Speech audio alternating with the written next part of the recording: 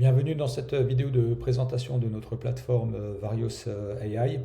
Comme on l'a déjà vu dans d'autres vidéos, Varios AI a pour objectif principal de sécuriser l'utilisation des plateformes d'IA publiques avec des fonctionnalités permettant par exemple de chiffrer les données confidentielles, mais on a bien entendu la possibilité avec Varios AI également d'utiliser son environnement classique Microsoft 365, type email, calendrier, accès à SharePoint, dans lequel on peut stocker des informations pertinentes pour notre travail.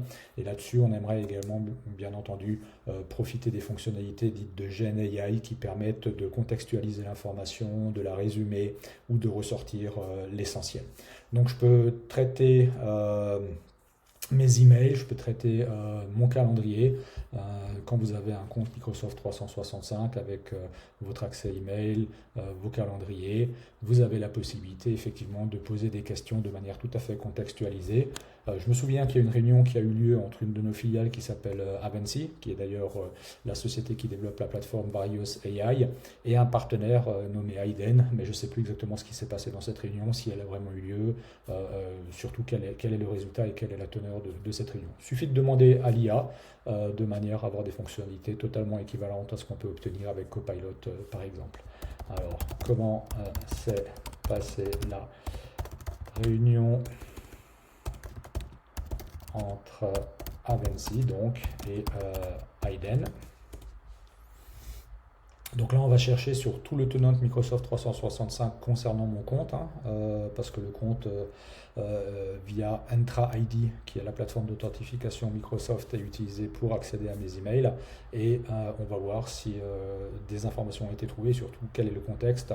Alors, je vois qu'une réunion a bien eu lieu en octobre 2025 et surtout que de belles collaborations sont à prévoir entre les deux sociétés. Donc, je n'ai pas seulement l'information que le mail a été trouvé, mais j'ai également une mise en contexte. De la même manière, je peux demander, parce que je crois qu'un groupe a racheté la société se nommant ProCloud. On va voir ça, si une information a été effectivement trouvée dans mes emails. Quel un groupe a racheté la société ProCloud. Pareil, certainement une recherche dans les différentes sources d'informations. Apparemment, des résultats auraient été trouvés, c'est ce qu'on vient de voir apparaître à l'écran. On va voir si une contextualisation de cette information est possible. Et effectivement, c'est la société Secotech qui a racheté la société ProCloud. Voilà, on peut faire la même chose sur le calendrier de manière tout à fait rapide. Je sais que le 30 avril, j'avais des créneaux bien particuliers qui étaient libres. Je vais demander ça dans le passé, mais on peut bien sûr faire la question également dans le futur sans aucun problème.